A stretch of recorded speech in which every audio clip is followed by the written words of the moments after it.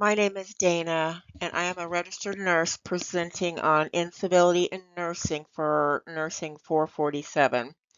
This topic affects nearly every nurse at some point in their career and carries serious consequences for patient safety, workforce retention, and professional well-being. Over the next few minutes, I will walk you through what incivility looks like in practice, how widespread the problem truly is, and its impact on patients and nurses alike, and the evidence-based strategies we can use to address it. So, what exactly is nursing incivility? Anderson and Pearson defined it as low intensity deviant behavior with ambiguous intent to harm. The key word here is ambiguous. Unlike bullying, which is repeated and clearly intentional, incivility can be entirely unintentional, but the impact is just as real. It ranges from subtle behaviors like eye rolling and withholding information to more overt acts such as condescending remarks and public criticism. The common threads across all of these behaviors is a violation of workplace norms of mutual respect. Incivility manifests in several distinct forms in nursing. Verbal abuse includes condescending language, public criticism, and belittling. Nonverbal hostility involves eye rolling, ignoring colleagues, or deliberately withholding information needed for patient care. Passive aggressive behavior encompasses gossip, undermining, and sabotaging work. Then there is outright bullying and hazing, often described by the phrase nurses eating their young, where new graduates are repeatedly targeted and intimidated. Each of these forms erodes trust and it damages the collaborative environment that safe, effective patient care depends on. The data is pronounced and striking. 25% of nurses report experiencing incivility directly, and nearly 30% witness happening to a colleague. Over the course of a full career, up to 85% of nurses will encounter some form of workplace incivility. New graduate nurses are especially a vulnerable population. Research shows that 60% leave their first position, at least partly due to workplace hostility. That represents an amazing loss of talent at a time when the profession can least afford it, given the nationwide nursing shortage that we are going through. The consequences extend well beyond hurt feelings. 71% of nurses and physicians link incivility directly to medical errors. When nurses feel intimidated, they hesitate to speak up during critical handoffs or ask clarifying questions about medication orders. This communication breakdown is associated with near misses and adverse events. The Institute for Safe Medication Practices found that 27% of survey respondents were personally aware of errors caused by intimidation.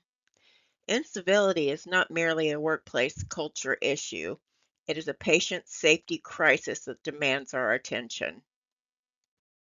The psychological toll on nurses is significant and well documented. Those who experience incivility report higher rates of anxiety, depression, and emotional exhaustion. In severe cases, nurses develop post-traumatic stress symptoms. Job satisfaction and professional confidence both decline. Compassion fatigue begins to affect how nurses interact with their patients. There are also physical health consequences, including chronic insomnia and headaches. When we allow incivility to persist unchecked, we are not just losing nurses from the profession, we are actively harming the ones who choose to stay.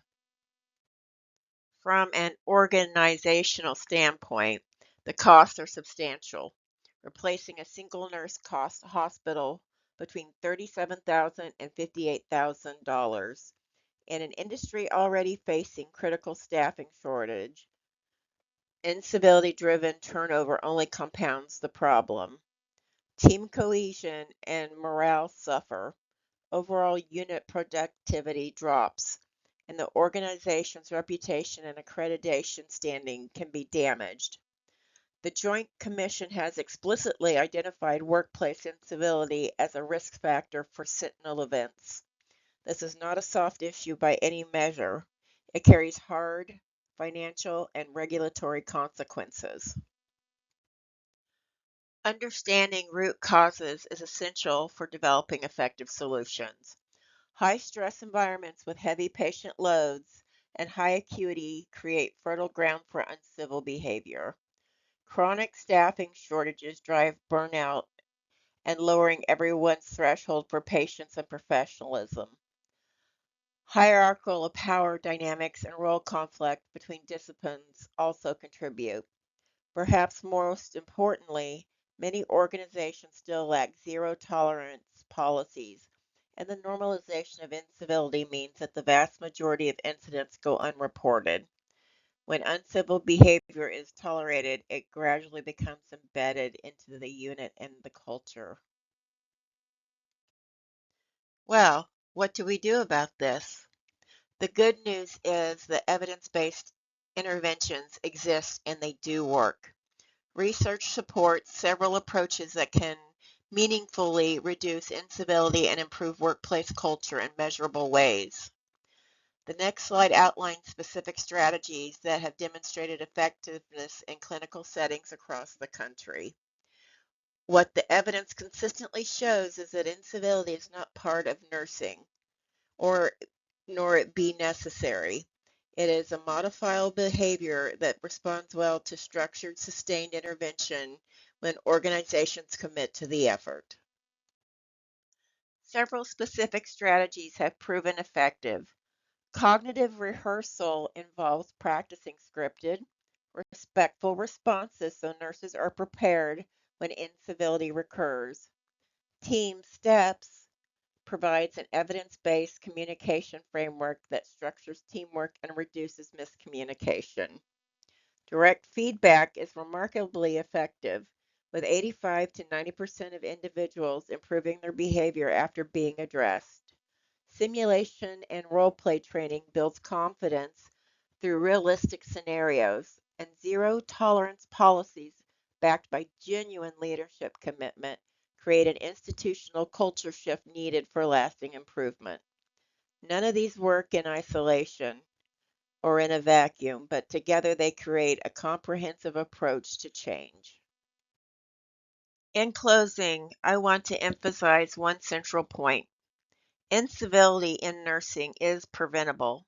It is not an inherent part of the profession, and we do not have to accept it. The path forward requires three things: awareness of the problem and its consequences, education through evidence-based training programs, and leadership and models civil behavior and holds everyone accountable. Each of us has a role to play in creating a workplace where mutual respect is the standard, not the exception. Thank you.